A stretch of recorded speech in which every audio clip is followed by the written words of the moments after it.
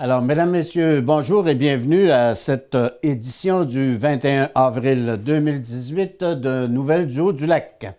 En manchette cette semaine, le comité de sauvegarde du belvédère des Trappistes relance le débat et demande de reviser la décision de le démolir. Surplus de 98 800 $ à la ville de Normandin pour l'année 2017. Les travaux d'aménagement de l'île de la 11e chute sur la rivière Mistassini à l'ordre du jour de la Corporation du Parc des Grandes-Rivières. Le comité de sauvegarde du belvédère des Trappistes relance le débat et demande donc de reviser la décision de le démolir. Le débat entourant la démolition du belvédère des Trappistes à la sortie du pont de Dolbeau a de nouveau fait la manchette cette semaine, alors que les membres du comité de sauvegarde ont dévoilé les propositions qui ont été mises de l'avant afin d'empêcher sa démolition. TVL DM9 vous présentera en détail les propositions formulées dans le cadre de son entrevue de la semaine avec l'architecte Jean-Claude Leboeuf, concepteur du monument construit en 1992.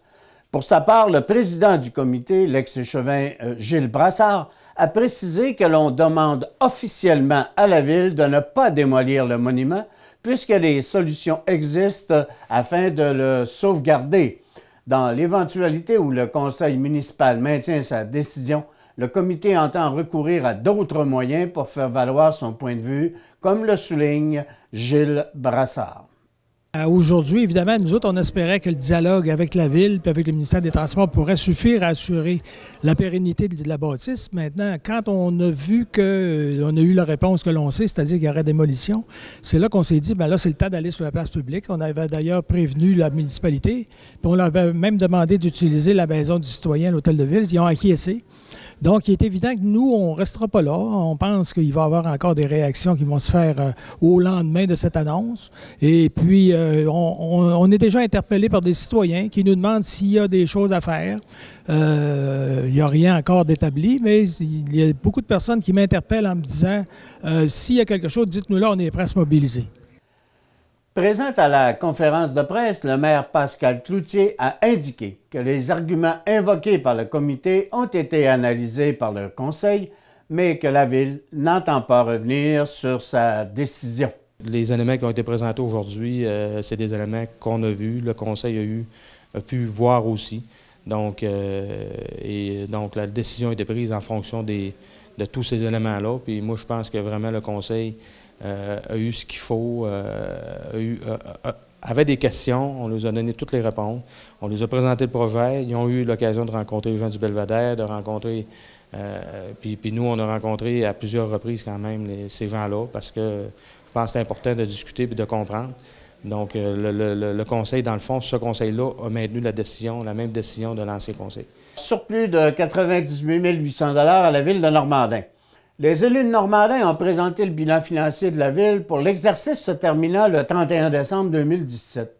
Les revenus ont totalisé 6 803 000 $ alors que les dépenses se sont chiffrées à 6 774 000 $, affichant ainsi un surplus de 98 000 $, soit 2 % du budget. Le maire de Normandin, Mario Fortin, s'est dit fier des résultats obtenus. Il a ainsi commenté la situation financière de la ville et les principaux investissements réalisés au cours de l'exercice. Il ressort qu'on a eu une très bonne année 2017. On finit avec un surplus de 98 000 $. Alors, je suis très heureux de ça. Sur un budget de 6 millions, donc ça équivaut à peu près à 2 % du budget. Alors, ce qui va faire que notre surplus accumulé à la ville de Normandin va être au niveau de 278 000 $ qu'on va avoir dans le fonds accumulé. On sait que 2017 a été une grosse année au niveau des investissements. On a investi plus de 3 millions de dollars dans les infrastructures municipales. Alors, compte tenu de l'investissement qu'on a fait, je considère que quand même, on finit avec une année qui est quand même acceptable. Principaux projets, on a eu le centre sportif, la rénovation du centre sportif pour un montant de 1,8 million. Les travaux sont pratiquement terminés. On a eu aussi à finaliser les travaux au site touristique de la Chute à l'eau au niveau de l'eau potable. Il y avait un 485 000 $. On a fait une nouvelle rue municipale, montant de 400 000 $ qui est investi là-dessus, et ainsi de suite. Les travaux d'aménagement de l'île sur la 11e chute de la rivière Mistassini est à l'ordre du jour de la Corporation du Parc des Grandes-Rivières pour cette année. En assemblée générale tenue cette semaine, la Corporation du Parc régional des Grandes-Rivières a dressé le bilan de la dernière année, une année marquée par la mise en opération de la passerelle du 49e parallèle et son ouverture aux motoneigistes. Le président de la Corporation, le maire de Normandin, Mario Fortin, a ainsi commenté les réalisations de la dernière année. Ça a été une grosse année. Au niveau du parc régional en tant que tel, on a inauguré la Maison du Parc qui est située sur la pointe des Pères. Alors, on a inauguré ça cette année, en 2017.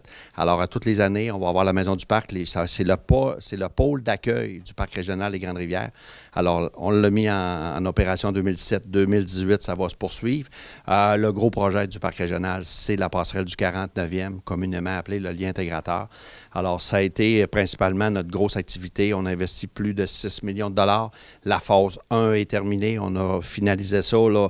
On avait les surfaceurs en arrière des pelles là, parce que les travaux ont quand même complété assez tard.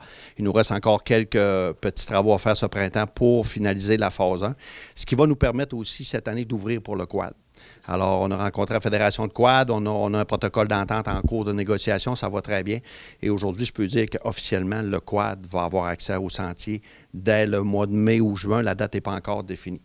Pour l'année 2018, la Corporation du Parc régional des Grandes-Rivières verra à finaliser le tracé de la passerelle avec une phase 2 sur la rivière Périmoncard et sur la rivière Achouat-Mouchouane.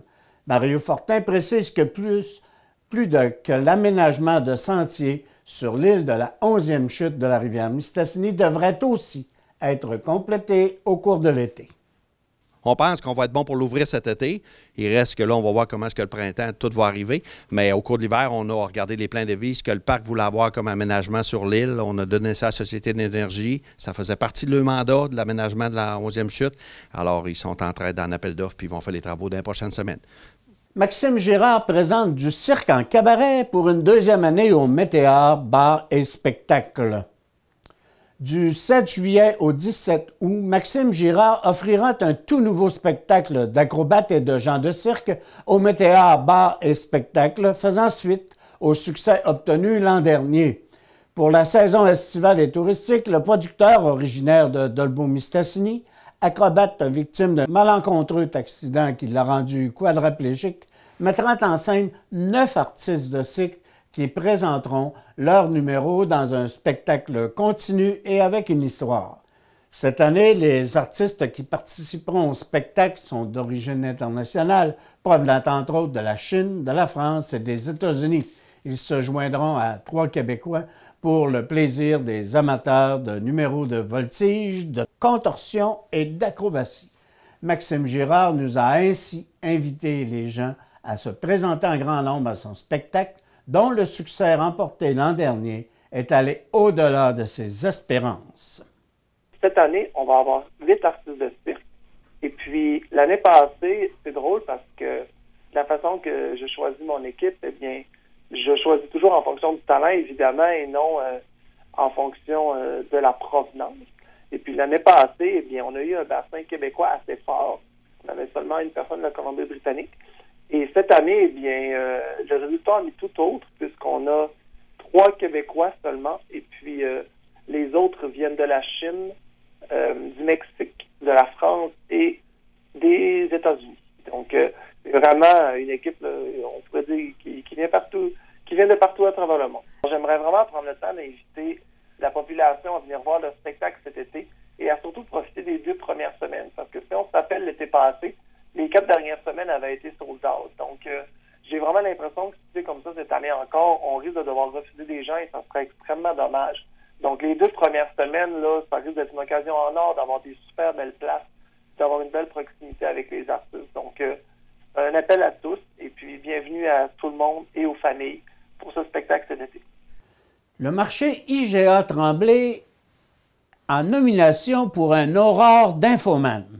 La publicité humoristique portant sur la préparation à la chasse présentée sur le site Facebook du marché IGA Tremblay de Dolbeau-Mistassini est en nomination pour le concours Les Aurores de l'émission Infoman.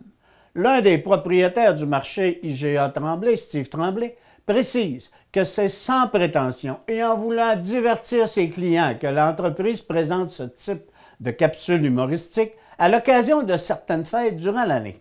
Steve Tremblay, qui avoue être un fan de l'émission Infoman, trouve que le fait qu'une de ses vidéos maison ait été retenue pour le concours lui apporte une affluence sur son site tout en reconnaissant que jamais il pensait se retrouver un jour comme finaliste du concours Les Aurores, dont le gagnant de l'émission sera 2018, donc sera connu le 26 avril. Le scénariste et comédien de ces capsules nous explique comment l'entreprise en est venue à se choisir ce mode de communication. Ça a commencé dans le temps des fêtes en 2016. Moi et mon frère Carole, on a décidé de faire une petite vidéo pour souhaiter une joyeuse période des fêtes à nos clients. C'est le premier qu'on a fait là. On en a refait à plusieurs fêtes, à Pâques, dans le temps de Joe Mort. On en a fait plusieurs, mais ça a de l'impact à toutes les fois. C'est humoristique. On fait rien de professionnel.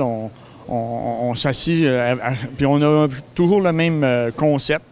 Moi ou Carole, on parlait, puis les gérants venaient à tour de rôle.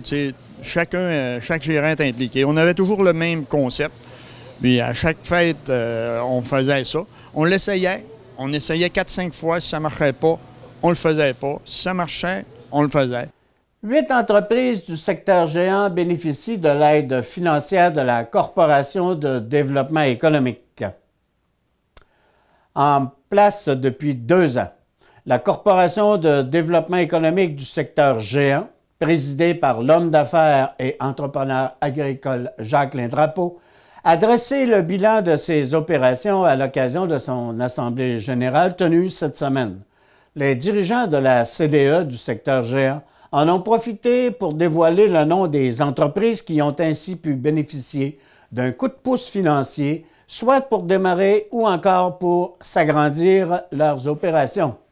Ainsi, Labrador Productions, la garderie La Petite Fabrique, Services et Abris Gigantin, Mercerie Jean-Jacques, les produits Chez nous en haut, Bois Concept Martel, Centre de grains MJ et les gîtes Macadam sont les entreprises qui sont ainsi reçues une aide financière au cours des 2 premières années de la corporation. Le maire de Normandin, Mario Fortin, a présenté l'organisme en ces termes. C'est une deuxième phase du projet de Corporation de développement économique des Plaines que la Ville de Normandin avait mis en place. On avait créé un fonds autour de 200 000 $. On avait aidé 17 ou 18 promoteurs là-dedans. Et on a eu tellement de succès que là, on a créé une nouvelle Corporation de développement économique, le géant, où ce que les 5 municipalités ont mis de l'argent là-dedans, en plus de Desjardins. On a créé un fonds de 250 000 $. Actuellement, au moment où je vous parle, toutes les municipalités ont des projets d'accepter dans ce fonds-là. Puis le succès est là, assez qu'on va manquer de fonds, mais ça, c'est un autre problème. L'ex-commissaire Janine Cahouette est récompensée pour son implication. Ayant été commissaire pendant près de 25 ans, Mme Janine Cahouette s'est démarquée par son implication auprès des écoles de son secteur, son engagement en tant qu'élue scolaire et sa personnalité rayonnante. Résidente à Saint-Eugène d'Argentenay, Janine Cahouette a été élue commissaire pour la première fois en novembre 1990 au sein de l'ancienne commission scolaire de Dolbeau. Elle est devenue présidente de cette même organisation en 1994, puis elle a été élue vice-présidente à la commission scolaire Louis-Aymon.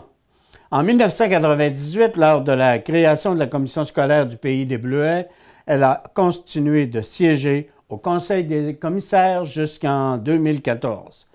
Mère de 4 enfants et grand-mère de 5 petits-enfants, Janine Cahouette n'a jamais négligé son rôle de commissaire scolaire, et ce, malgré les épreuves qu'elle a dû traverser.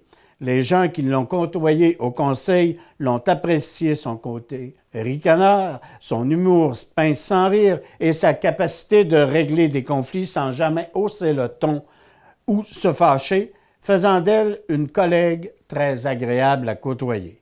C'est donc en raison de son implication et de son dévouement que la commission scolaire du Pays des Bleuets l'a choisie comme récipiendaire de la médaille d'argent de l'Ordre du Mérite pour 2018. Félicitations donc et merci pour toutes ces années passées à travailler pour la cause de l'éducation publique. Pour notre entrevue de la semaine, nous donnons la parole donc à M. Jean-Claude Leboeuf, membre du comité de sauvegarde du belvédère des Trappistes. M. Leboeuf dresse les arguments techniques qui militent en faveur du maintien de cette structure commémorative. M. Leboeuf, est-ce que vous avez procédé à une étude, si je peux m'exprimer ainsi, technique de c'est quoi les solutions qui pourraient être amenées pour ne pas faire en sorte qu'il soit démoli, ce fameux belvédère? Est-ce que vous pouvez nous relater sommairement, en fait, les démarches que vous avez entreprises et avec qui? OK. Les démarches ont été relativement laborieuses parce qu'on a commencé par poser des questions à la municipalité qui nous donnait des informations à chaque rencontre, mais on n'a pas eu beaucoup de rencontres. Ça fait qu'on y allait de certaines suppositions, puis là, en présentant à la municipalité, on faisait des validations avec nos options, mais on a progressé tranquillement. À un moment donné, la municipalité nous a mentionné, de toute façon, la décision ne revient pas à nous, mais elle revient au ministère du Transport du Québec, qui, eux, ont fait la conception. Puis bon, d'après leur conception, la sortie en question, qui est une sortie perpendiculaire, si on veut, à l'accès du nouveau pont, la sortie entre en conflit avec le bâtiment. Donc, c'est pour cette raison-là, on n'a pas les marges, les distances requises, puis il faut le démolir. Fait que là, je me suis dit, bien écoute, si c'est juste ça le problème, on va regarder des solutions, d'autres manières de faire l'entrée. Mais avant de faire ces solutions-là, on a dit, on va rencontrer le propriétaire en question, qui est, en passant, qui est un ami personnel. Je veux dire, on va le rencontrer, puis on va vérifier ses préoccupations. Et le propriétaire en question avait des préoccupations qui étaient aussi d'ordre d'entrée, de fluidité dans la ville, des questions de fluidité quand les gens sortent de son commerce et l'accès, en gros. Et à ce moment-là aussi, il y avait une sortie. Il y a une sortie pour les gens parce qu'on est au niveau local. Il y avait une sortie qui était devenue très dangereuse parce que c'est un sens unique d'entrée à partir de Mistassini. Puis je ne le croyais pas. Une de mes belles-sœurs m'avait dit qu'il y avait des gens qui sortaient à l'envers de ce sens unique-là, à pleine vitesse, et je l'ai vu de mes yeux. C'est que finalement, je crois à ma belle-sœur, et c'était problématique. Donc, on a regardé ces éléments-là, puis là, suite à ça, on a dit il faudra aussi rencontrer le ministère. Si c'est le MTQ qui décide, il faudra les rencontrer puis connaître leurs préoccupations techniques. Et à ce moment-là, on a demandé une rencontre, puis la Ville, le ministère, on a eu une rencontre ici à l'Hôtel de Ville. Et puis à ce moment-là, lors de cette rencontre-là, ils avaient amené leurs experts techniques. Et on a discuté ouvertement, très ouvertement de la part du ministère. Puis on a regardé toutes ces contraintes-là, y compris la piste cyclable, la circulation piétonne, circulation automobile, toutes ces questions-là. On n'est quand même pas des experts, mais on a dit on va travailler maintenant des solutions pour suggérer si on peut faire avancer le dossier bénévolement, mais en tout cas, c'est pas grave. On est des retraités. Donc, à ce moment-là, on a présenté 3 solutions au ministère. Il y en avait une qui était de créer une 3e voie près de la rue des Érables, qu'on aimait beaucoup, mais qui effectivement était plus complexe techniquement à réaliser. Et c'est justement sur les 3, c'est celle que le ministère voulait moins regarder, puis on peut les comprendre. Par contre, les 2 autres solutions, il y en avait une qui était de faire une entrée-sortie directement au métro, une entrée secondaire à celle qu'ils ont déjà. Ou encore, l'autre solution, c'était de faire encore un sens unique, mais aménager de meilleure façon, moins direct, pour éviter justement la problématique des sorties intempestives dont on parlait tantôt. Donc, on a regardé ça aussi. Et ces 2 dernières alternatives-là ont été acceptées par le ministère. Mais comme je vous dis, et ça permettait de faire en sorte qu'on conservait donc le bâtiment, le belvédère. Exactement. Il n'y avait aucun problème pour conserver le belvédère. Donc, ça, c'était un acquis. Puis même, une chose que je n'ai pas mentionnée tantôt dans l'entrevue, c'est que pour le propriétaire aussi, on réussissait quand même, en regardant son plan d'aménagement, à lui gagner 7 à 10 stationnements, disons peut-être 7 à 8 stationnements supplémentaires gratuitement, ce qui n'était pas mauvais non plus, mais qui était un détail. Okay. Et donc, une fois que vous avez soumis ces propositions-là, ce que vous nous avez indiqué tout à l'heure en conférence, c'est que le ministère, donc, semblait être en accord avec ces 2 propositions-là. Ils ont peut-être rencontré la Ville pour leur dire qu'ils étaient en accord ou quoi? Oui, très probablement. Ce qui s'est passé, cette période-là où on a travaillé techniquement, ça a été la période des élections. Parce que, comme vous voyez dans notre groupe, il y avait, moi j'en suis pas, mais il y avait des anciens conseillers, puis on ne voulait pas que les gens pensent que c'était une lutte politique, etc. Ça fait qu'on a tassé cet élément-là et on a travaillé pendant ce temps-là techniquement avec le ministère sur ces solutions-là. Donc, pour éviter tout compromis. Okay. Et ensuite à ça, bien là, le ministère nous a dit, bon, bien effectivement, vos solutions fonctionnent. Par contre, bien, étant donné que c'est quand même sur le territoire de la municipalité, on aimerait que ce soit la municipalité qui vous l'annonce, mais on peut vous dire officieusement que ça fonctionne. Votre bâtiment est sauvé.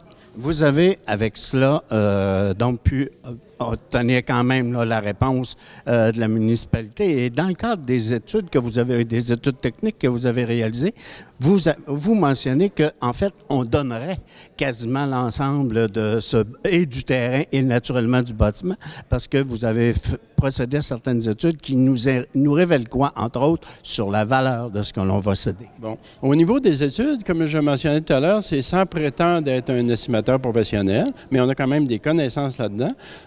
C'est que j'ai utilisé des données qui étaient probables. J'ai utilisé notamment les données d'évaluation aussi de la ville. J'ai oublié de le mentionner tout à l'heure.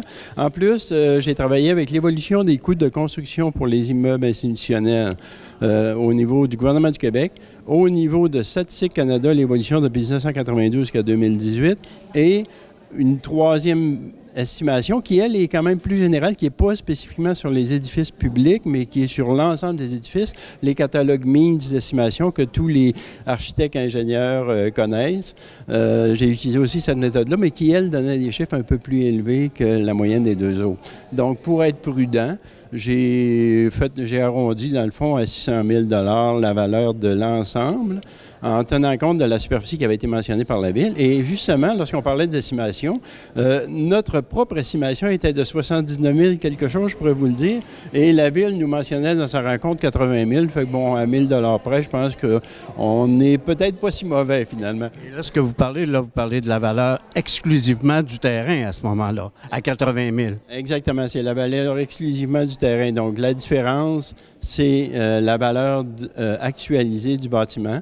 Donc, pour la population, valeur actualisée, c'est le coût que ça prendrait pour le reconstruire aujourd'hui, alors qu'il a été fait pour, comme on disait, 250 000 de construction, mais peut-être 280 000 honoraires inclus en 1992. Donc, de 92 à 2018, il y a cette augmentation-là qui est prouvée, là, comme je mentionnais, selon 3 sources différentes. Au-delà de juste l'aspect technique, il y a quand même effectivement une commémoration qui a été faite lorsque vous avez, parce que si ma mémoire m'est fidèle, c'est vous qui aviez conçu le monument. Est-ce que cette commémoration-là, elle va aller dans l'oubli si on la démolit? Vous interprétez ça comment, vous? Comme certains disent, poser la question, je pense que c'est y répondre déjà. Effectivement, ça risque d'aller dans l'oubli. Puis on a déjà, je pense que les pères trappistes ont été quand même, et sont encore d'ailleurs, des facteurs importants dans notre municipalité et autour, même je dirais plus dans notre région. Puis c'est des gens qui continuent à contribuer à la vie de notre région. Ça serait assez déplorable d'aller démolir ça pour une décision qui, dans le fond, n'est nullement motivée ni sur l'aspect technique, ni autrement. Comme je mentionnais, même au niveau du marchand, on avait des solutions. Puis tout à l'heure, quelqu'un a mentionné qu'il y avait d'autres solutions encore qu'on n'a pas encore eu la chance de présenter à la Ville, mais qui est au marchand en question, mais qui sont très potables.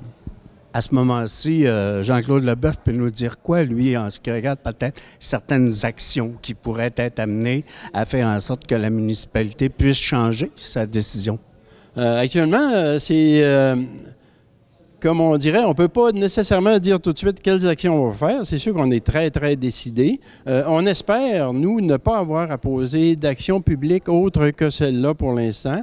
Je pense, comme disaient des gens, on a eu des commentaires, évidemment, sur les réseaux sociaux, etc. Il y a des gens qui disaient, bien, il n'est jamais trop tard pour prendre une bonne décision non plus.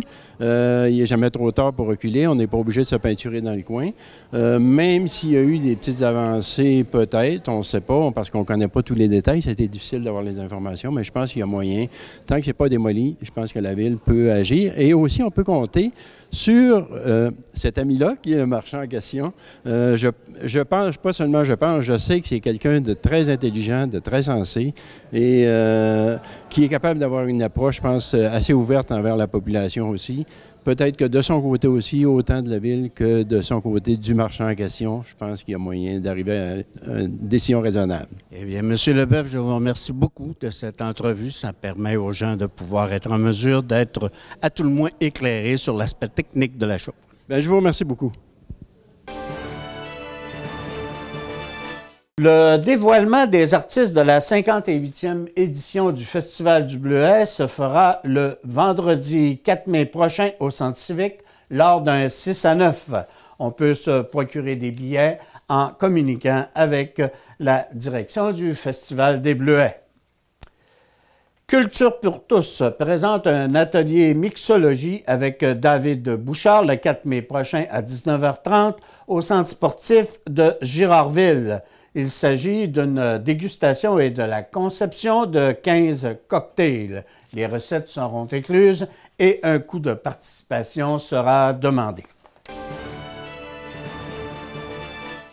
Au sport cette semaine, les gagnants de la finale de hockey senior du Lac-aux-Fleuves connue en fin de semaine. Alors que la finale entre les équipes de hockey senior de Dolbeau-Mistassini et de Charlevoix de la LHSLF est égale à 2 victoires de chaque côté, c'est en fin de semaine que l'on connaîtra le gagnant puisque 3 matchs sont à l'affiche. Ainsi, vendredi soir, c'est à l'Aréna de Clermont que les 2 équipes seront affrontées.